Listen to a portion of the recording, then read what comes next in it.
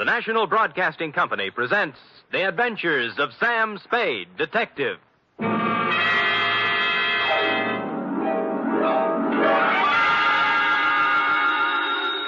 Sam Spade Detective Agency. Me, sweetheart. Was it awful, Sam? Excruciating, F. I suffered, girl. How I suffered. But there's no other way, Sam. When fate turns against a man. True, dear one, true. But from somewhere I must find strength. You must.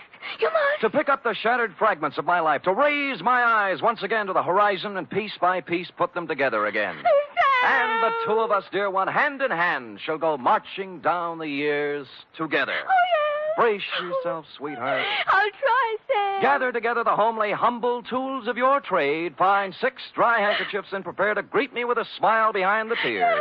I'll be down before you can change stations with a report entitled The Soap Opera Caper.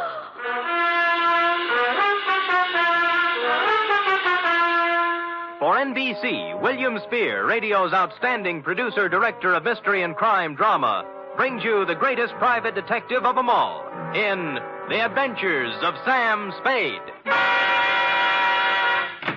Sam? Who called, young widder Perrine? Lane F. Is it all over, Sam? Is a soap opera ever over, dear one? Oh, but it's not on the phone like you... I know, but it's not the end. It's never the end. Pull up a chair now. Take a firm grip on pad, pencil, and your emotions. Got 'em? I'm at the ready, Sam. Good show. To Agatha Pilbeam, from Samuel Spade, license number 137596. Subject, the soap opera caper.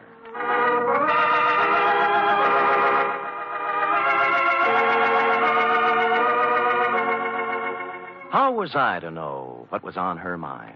This strange woman, this mysterious Agatha Pilbeam, this voice on the telephone, directing me to the big, sprawling house in Hillsborough.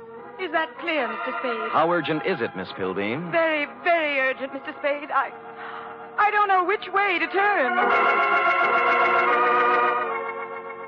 So I went to the big, sprawling house in Hillsborough, pulled up behind an ancient Model A parked at the curb, and was walking past it toward the gate when...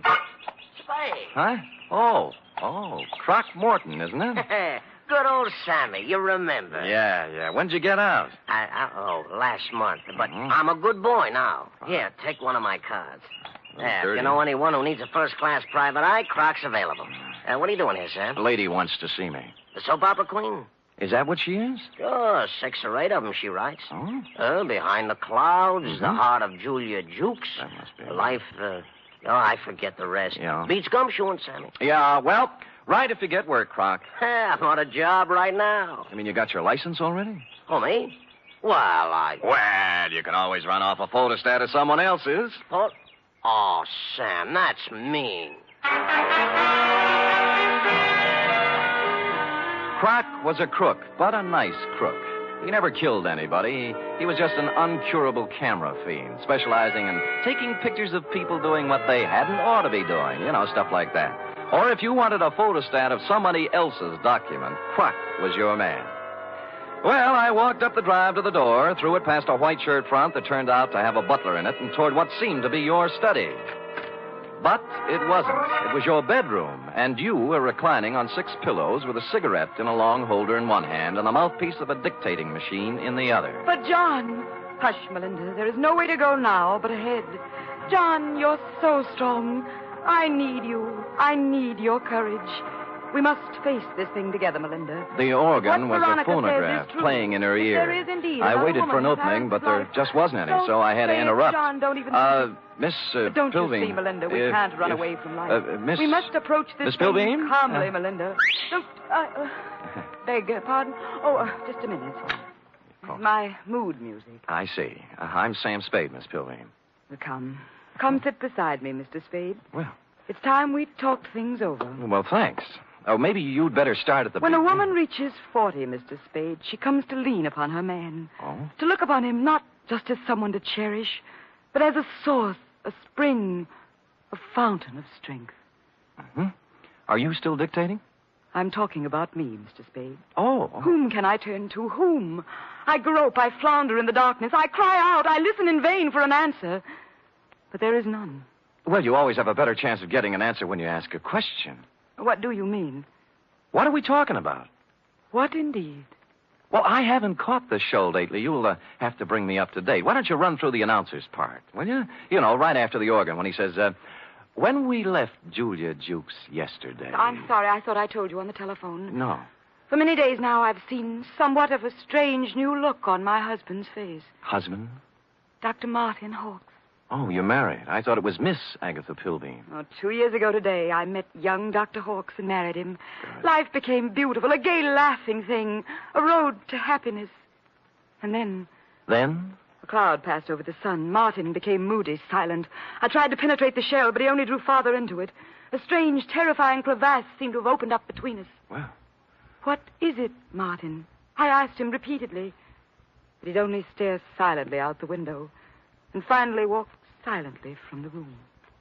Well, how long did this go on? How long a series did you get out of it? For weeks, until a few days ago when the final blow fell.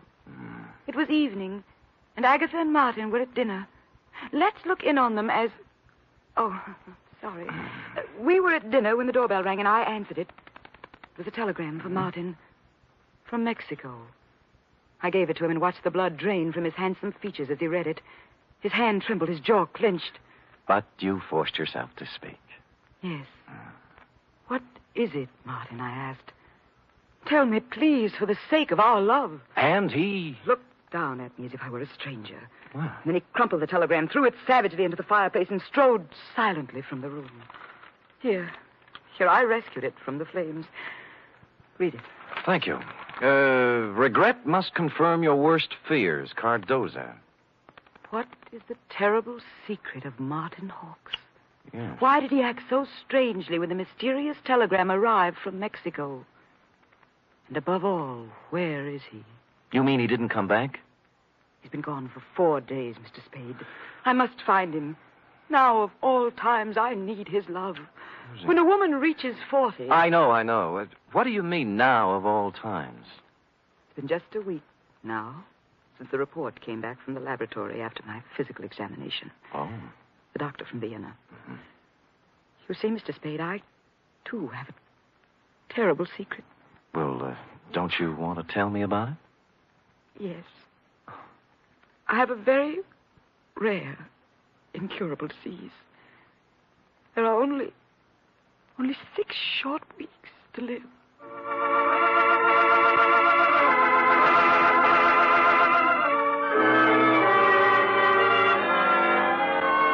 Well, less than an hour after his distressing interview with Agatha, our boy Sammy walked into the beautifully appointed office of young Dr. Hawks at 450 Sutter to find his nurse, pretty young Nora Sheldrake, a new character, working at her desk in the reception room. In response to a question from Sammy, we hear Nora saying... I have no idea where Martin has gone, Mr. Spade, but I can tell you why. Tell me, Nora. Please feel free to tell me everything.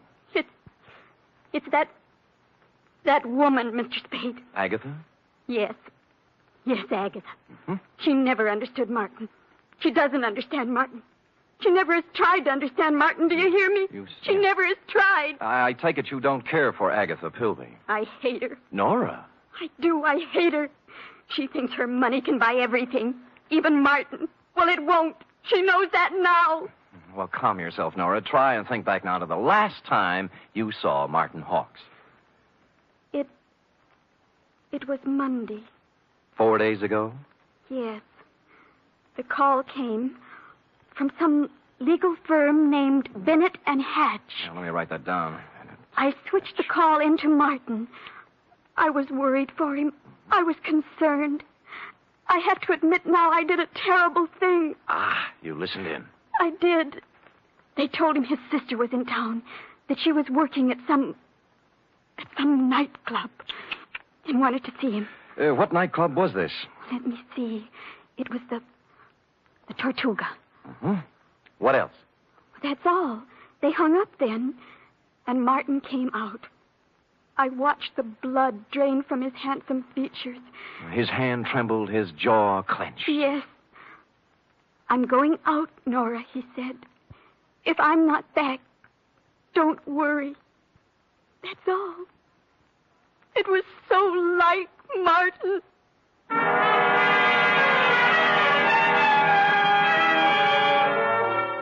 The Tortuga was only a few blocks away on Post Street, so I walked there. We were just tooling up for the dinner trade when I arrived, sailed around backstage like Billy Rose on an inspection tour, found the doorman and showed him the snapshot you'd given me of young Dr. Hawks. Or tried to. Look, young feller, I told you we don't have no dancer here named Hawks. I ain't got time for... Doorman, please, take a look at the picture. No, I ain't got to... Picture? Yeah. Yeah. Yeah. Hmm? That fellow was here at that. Tuesday, Monday night it was. Well, who'd he come to see? Well, wasn't nobody named Hawks, mister. It was Beth Jardine. Well, bless you, Doorman, bless you. Bless you, too. Thank you.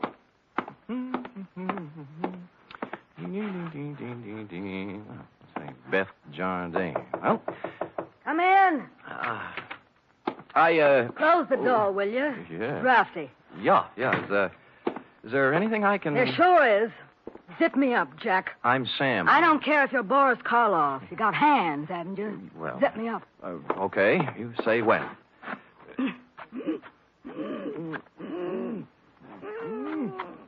When? Can you breathe? Oh, no. You can't have everything. Ouch. Well... What's on your mind, Jack? Martin Hawks.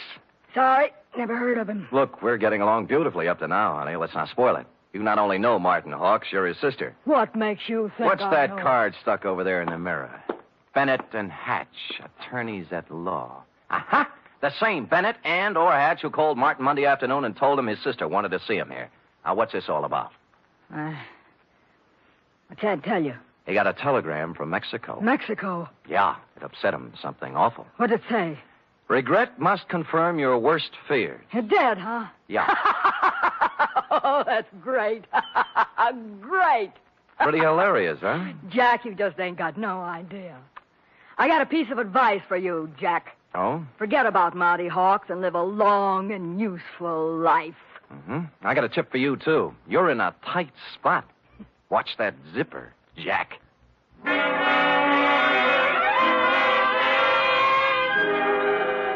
One of the heavier soap opera types, Beth was, with a throaty voice and the talent for besmirching reputations. What was the mysterious influence she wielded over young Dr. Hawks? How much did she know about his strange disappearance? What about the cryptic telegram from Mexico City? And what about dinner? The last question I could answer. I stopped at Schroeder's for sauerbraten and potato pancakes, ran into Larry Mahoney of Homicide, who was off duty, and we stopped in at a handy alley and bowled until 11. I was walking back down Market Street when I passed the Flood Building, which reminded me of the firm of Bennett and Hatch, who resided there. As a matter of fact, it looked like they were there right now, since the light was on behind the second-floor window with their name on it. Now, the sensible thing would have been to call around 9 in the morning, but as I seldom do sensible things, I hustled up the stairs and down the corridor to their office.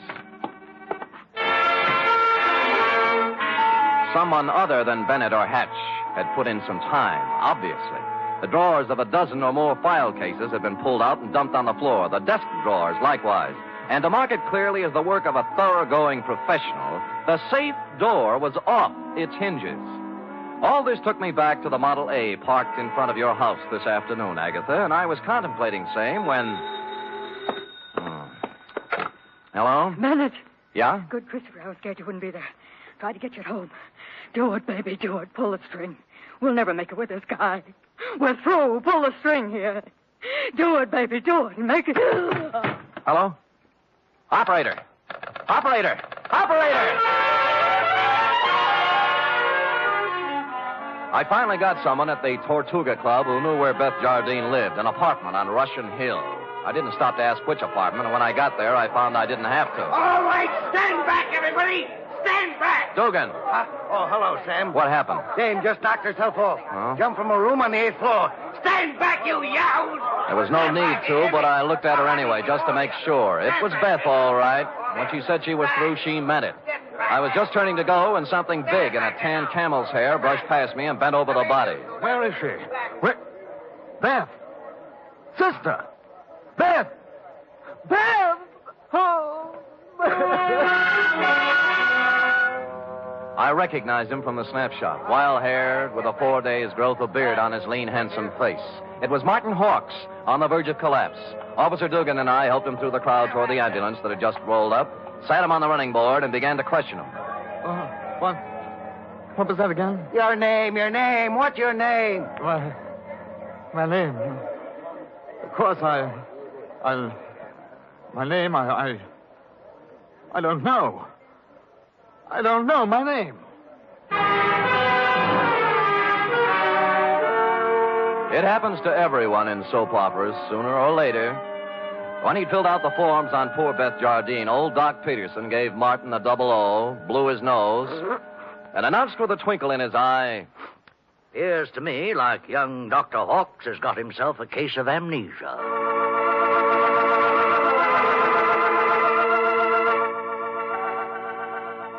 Will the mind of young Dr. Hawks come out of the fog? What does he know about the death of Beth? Was it murder? Or suicide? Or both? And what of the mysterious telegram from Mexico City? Will Agatha ever discover the terrible secret of young Dr. Hawks? And will stupid Sam ever discover anything? Before we continue, a word from our announcer.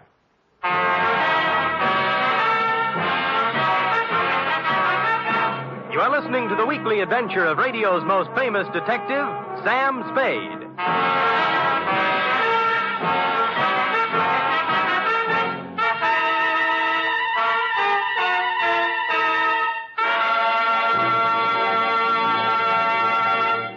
Three chimes mean good times on NBC. Saturday night is date night, but tomorrow poor Dennis Day has trouble with his girlfriend Gloria. However, Dennis manages to sing his way out of trouble in his charming, boyish fashion. And say, why not let Dennis help your Saturday evening along, too? And for more music and fun tomorrow, there's the Judy Canova Show, starring Judy in a melodic and carefree half hour of laughs. And Grand Ole Opry with singing MC Red Foley and his special guest, cowboy troubadour Ernie Tubb.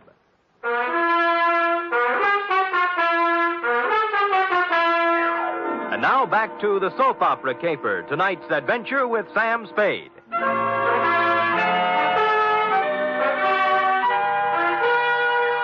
It's a half hour later now, in the sterile whiteness of a hospital room, that the three of us, you, Agatha, I, and old Doc Peterson, gather around the pale, quiet form of young Dr. Hawks. Martin, speak to me. Martin, darling. Who are you? Agatha, dear. Your own Agatha. Come, Agatha. Better leave him be for now. Doc, I can't go on. When a woman reaches... I know. You gotta be strong, Agatha. Sam, we better leave him be for now. Well, you're the doctor. Oh, Doc, what could have done this to Martin? Oh, shock sometimes. You don't mean... Yes, I'm afraid I do. Seeing his sister, then? Could be. Or sometimes it's just a matter of a body getting into such a fix his mind backs off and refuses to have any part of it. The wire from Mexico City. Huh? His terrible secret. The strange threat hanging over him and his sister. Driving one to suicide. And the other to this. Well... No wonder poor Martin gave away before this. Sure. And there's still another explanation. How's that, Sam? That he figured amnesia was a nice, easy way not to have to account for what he's been up to for the last 4 days. Or where he was when the dame took off from the 8th story. Mr. Spade, you're not accusing Martin. There's something buzzing around in his little mind. The nurse tells me she got him into a pair of pajamas and tucked him in nice and cozy before we got here. Well? Yes, well... You may not have noticed, Agatha, because he'd pulled the covers up around his neck, but our boy had his clothes back on just now. What? Martin! Hey, he's gone. Indeed he was Martin, as we could plainly deduce from the open window and the curtains blowing gently out over the fire escape. Young Dr. Hawks, indeed, had packed up his amnesia, his terrible secret, and his toothbrush, and taken off into the night. So I left you sobbing gently on old Doc's shoulder and found me a phone in a drugstore a safe distance away. On the 48th ring, Bennett of Bennett and Hatch Attorneys answered. He was sleepy. I used all my soft answers, and he used all his hard ones, and finally we got to the point. All right, Spade, all right. The Jardine dame left a sealed envelope with us. What was in it? How do I know? It was sealed, marked personal and confidential to be delivered to the city attorney in the event of my death. Signed Beth Jardine Hawks. Signed how? Beth Jardine Hawks. Not Beth Hawks Jardine. No. Is it important? Just a tiresome detail, Bennett. So she brought you the envelope, paid your fee, and you stuck it in the vault for her. Then what? Well, she had us call her brother and tell him to meet her at the Tortuga. Period. That ended our part of it. We didn't even get our feet wet. On the contrary, Bennett, you're up to your ears. In what? Blackmail.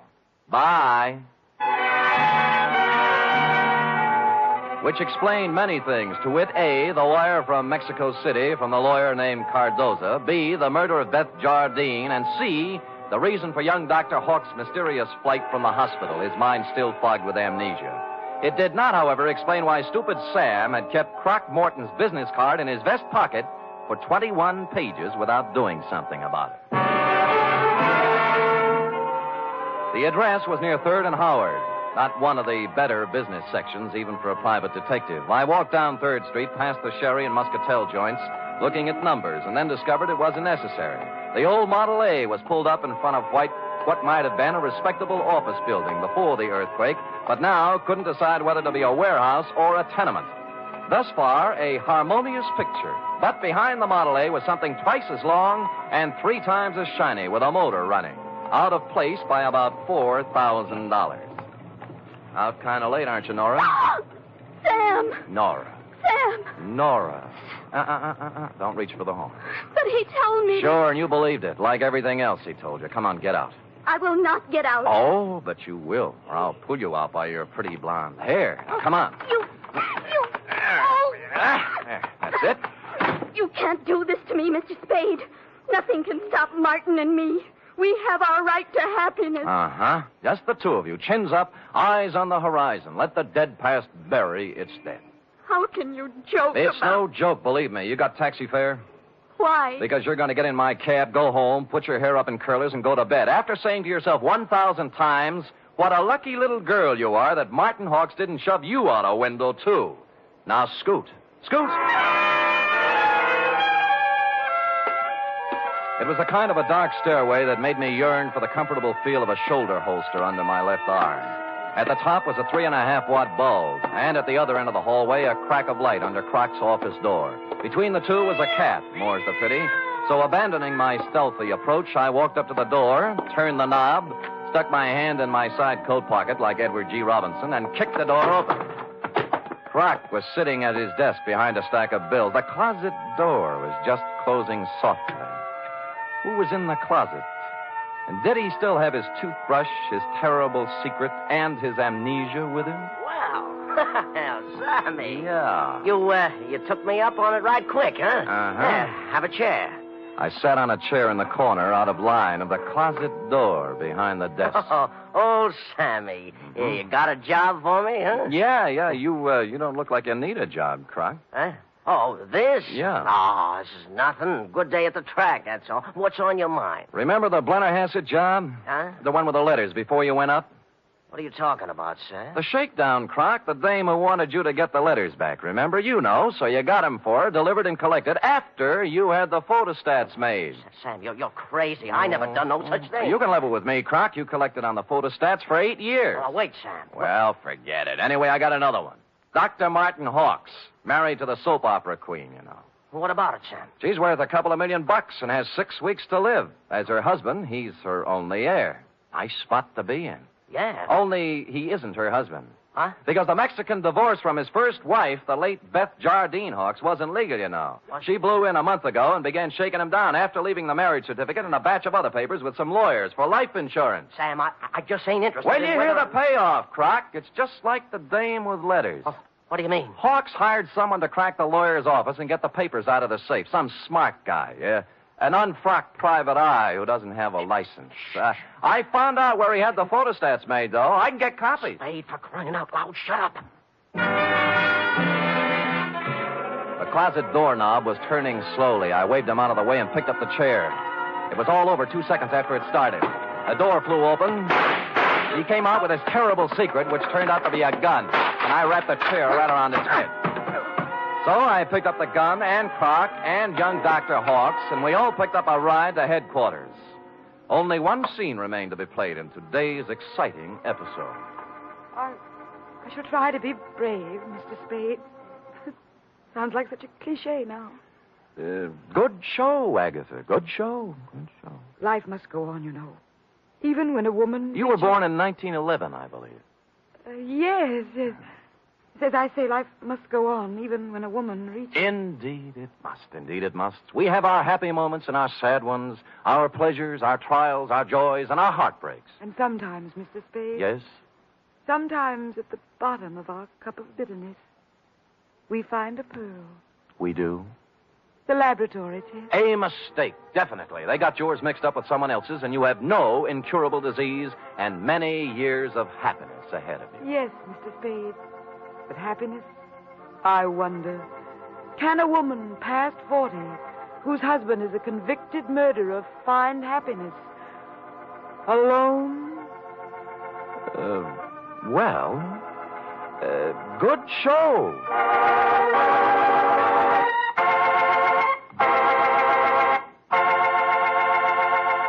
Period. End of opera. Oh, Sam. Uh-huh.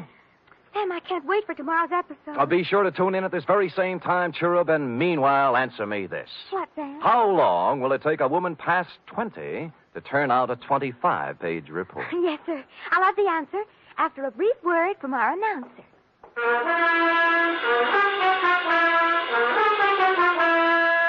Three chimes mean good times on NBC. Tomorrow, Arturo Toscanini will conduct the renowned NBC Symphony in the fourth of a Saturday concert series. For tomorrow's one-hour performance, celebrated Maestro Toscanini has chosen works by Debussy, Respighi, and Edward Elgar. You're invited tomorrow to the NBC Symphony and Toscanini.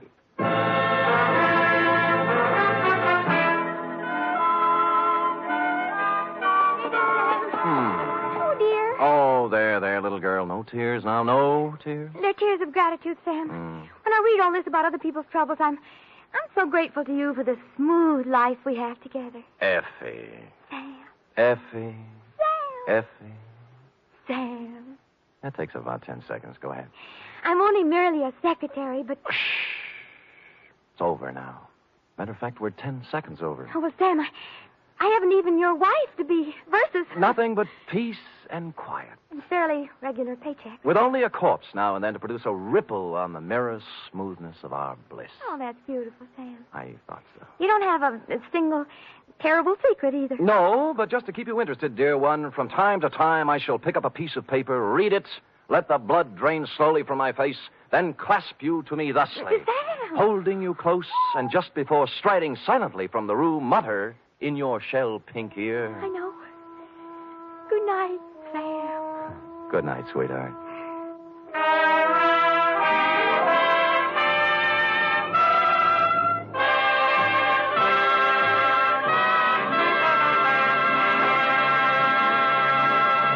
The Adventures of Sam Spade are produced, edited, and directed by William Spear. Sam Spade was played by Stephen Dunn. Lorene Tuttle as Effie.